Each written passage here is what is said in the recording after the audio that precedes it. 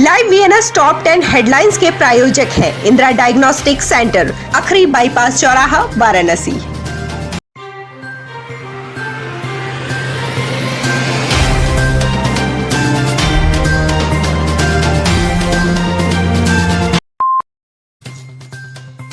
वाराणसी में शुक्रवार को कोरोना के 2002 नए मामले सामने आए हैं। बीते 24 घंटे में कोरोना से 6 मरीज की मौत हुई है। शुक्रवार को होम आइसोलेशन से 637 मरीज को छुट्टी मिली है। अस्पताल से किसी मरीज को छुट्टी नहीं मिली है। जिले में कोरोना से मरने वालों का आंकड़ा 422 है। अब तक 38,434 कोरोना पॉजिटिव मरीज वाराणसी में मिल चुके हैं, जिनमें से 24,898 लोग स्वस्थ हो चुके हैं, जबकि एक्टिव केसों की संख्या 13,114 है। वाराणसी के कार्यवाहक सीएमओ डॉक्टर एनपी सिंह ने बताया कि जिले में L2 और L3 टाइप के अस्पतालों की पर्याप्त व्यवस्था है। साथ ही ऑक्सीजन की डिमांड एक दिन में वाराणसी में 3,000 सिलेंडर्स की है और हम 6,000 सिलेंडर का उत्पादन कर रहे हैं, इसलिए ऑक्सीजन की कोई भी दिक्कत नहीं है। बता दें कि जिले में कोरोना की रफ्तार थमने का नाम नहीं ले रही है। जनपद में इस समय 13,114 एक्टिव कोरोना पेशेंट हैं। ऐसे में वाराणसी में बेड की कमी की खबरें लगातार मिल रही हैं। इसके अलावा कोरोना के दूसरे स्ट्रेन में मरीज को सांस लेने में दिक्कत का सामना करना पड़ रहा है। ऐसे में लगातार ऑक्सीजन सिलेंडर की किल्लत की बात सामने आ रही है। अस्पताल हैं, हमारे स्वास्थ्य विभाग के द्वारा और जिला प्रशासन के द्वारा लगातार उसकी मॉनिटरिंग की जा रही है कि कहीं भी ऑक्सीजन की कोई क्राइसिस ना हो। जितने हमारे यहाँ पे ऑक्सीजन भरने वाले हमारे सप्लायर हैं, उनके ऊपर लगातार कड़ी निगरानी रखी गई है। हमारे ड्रग इंस्पेक्टर को बैठाया गया है, मजिस्ट्रेट्स की ड्यूटी लगी हुई है कि जो अस्पतालों से डिमांड आ रही है उनके ऑक्सीजनों को तत्काल भरा जाए। हमारे पास आज की तारीख में 6,000 सिलेंडर की प्रोडक्शन की क्षमता है और जो रिक्वायरमेंट है वो आज की तारीख में हमारे पास लगभग 3,000 सिलेंडर्स की रिक्वायरमेंट है। इसका मतलब कि हमारे पास पर्याप्त ऑक्सीजन अभी उपलब्ध है। वाराणसी में कोरोना का प्रकोप अपने चरम पर है। प्रशासन द्वारा कोविड मरीजों के लिए पर्याप्त मात्रा में बेड की व्यवस्था की गई है। वहीं बीएचयू में अन्य बीमारी से ग्रसित मरीजों को बेड की कमी होने की वजह से काफी दिक्कतों का सामना करना पड़ रहा है। कोविड के बढ़ते मामले को देखते हुए बीएचयू ओपीडी की सेवाएं भी बंद कर दी गई है। इसके चलते मरीजों और उनके परिजनों को दिक्कतें आ रही हैं।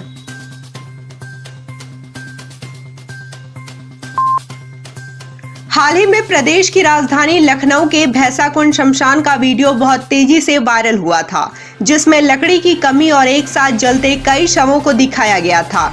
कोरोना महामारी और गर्मी के चलते वाराणसी के महाशमशान मणिकर्णिका और हरिश्चंद्र घाट पर भी कामोवेश यही हाल है।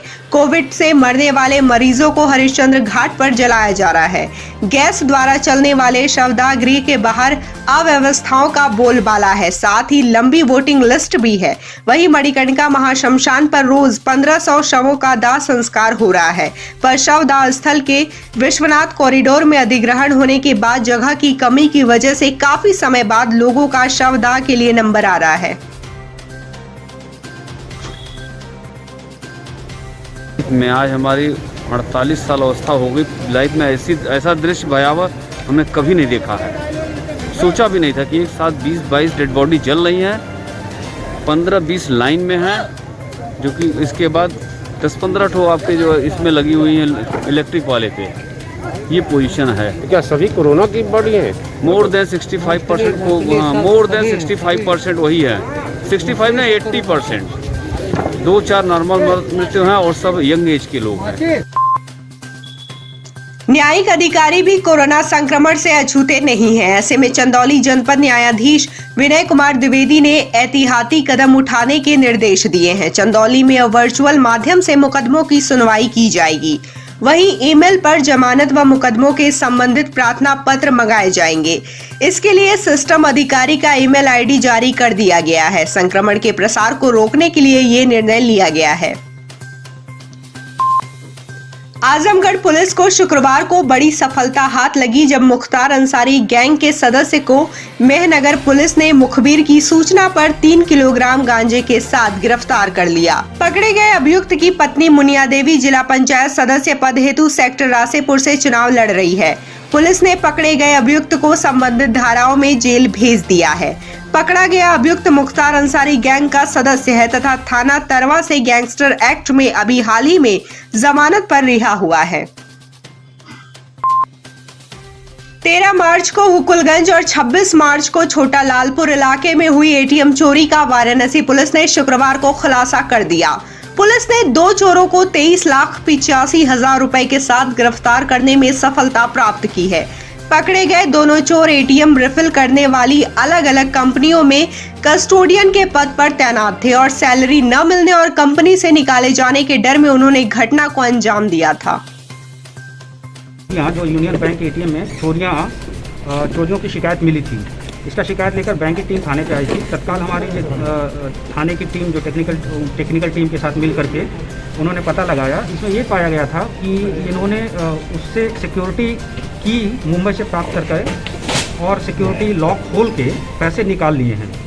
साथ ही उसमें सीसीटीवी फुटेज और मोबाइल की जो सर्विलांस आदि का सहारा लेते हुए 2 अभियुक्तों को हम लोगों ने गिरफ्तार किया है, जिनके नाम है लक्ष्मी नारायण सिंह उम्र 27 वर्ष और अखिलेश यादव उम्र 28 वर्ष और इनके पास से कुल 23,85,000 रुपये बरामद हो गए हैं।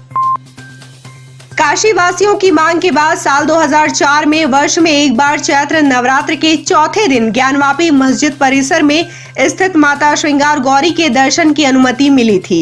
इस अनुमति के बाद हर वर्ष श्रद्धालु माता श्रृंगार गौरी के दर्शन को पहुंचते हैं।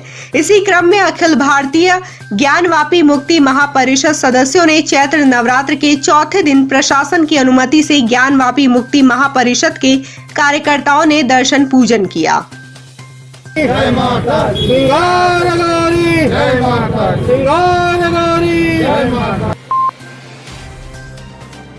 टीम 11 के साथ समीक्षा बैठक के बाद मुख्यमंत्री योगी आदित्यनाथ ने प्रदेश में कोरोना वायरस के बढ़ते संक्रमण को देखते हुए हर रविवार को कंप्लीट लॉकडाउन का फैसला किया है। उत्तर प्रदेश सरकार का यह फैसला काफी अहम माना जा रहा है। राज्य में अब सभी शहरी और ग्रामीण क्षेत्रों में रविवार को पूर्णतः बंदी रहेगी। इस दौरान अति आवश्यक सेवाओं को छोड़कर सभी बाजार तथा दफ्तर बंद रहेंगे। इस दिन प्रदेश के सर्वाधिक संक्रमित जिलों में व्यापक सैनिटाइजेशन अभियान चलेगा। नवरात्र के चौथे दिन देवी कुष्मांडा की पूजा करने का विधान है। वाराणसी के दुर्गा कुंड पर कुष्मांडा देवी का मंदिर है, जहां हर साल नवरात्र पर हजारों की संख्या में श्रद्धालु मां के दर्शन करने के लिए उमड़ते हैं। कोरोना के बढ़ते प्रकोप को देखते हुए कोविड गाइडलाइंस को ध्यान में रखते हुए श्रद्धालुओं ने आदिशक्ति का दर्शन पूजन किया। मंदिर में मां का जयकारा गूंजता रहा।